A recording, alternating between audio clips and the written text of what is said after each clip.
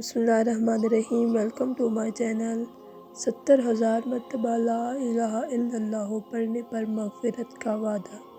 عجیب حکایت۔ حضرت شیخ محی الدین ابن عربی رحمۃ اللہ علیہ فرماتے ہیں کہ مجھ کو یہ روایت پہنچی ہے کہ جو شخص خود اپنے لیے 70,000 بار لا الہ الا اللہ پڑھ لے یا کسی دوسرے کے لیے پڑھ لے تو جس کے لیے بھی پڑھا جائے اس کی مغفرت ہو جاتی ہے۔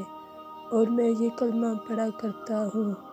ایک دن کچھ احباب کے ساتھ کھانا کھا رہا تھا کہ اچانک ایک نوجوان جو کشف میں مشہور تھا رونے لگا۔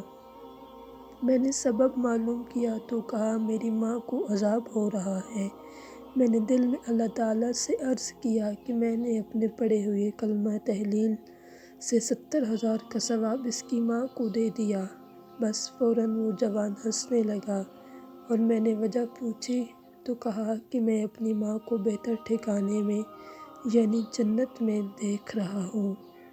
شیخ فرماتے ہیں کہ بس صحت حدیث کو میں نے پہچانا اس کے کشف کی صحت سے اور اس کے کشف کی صحت کو حدیث سے۔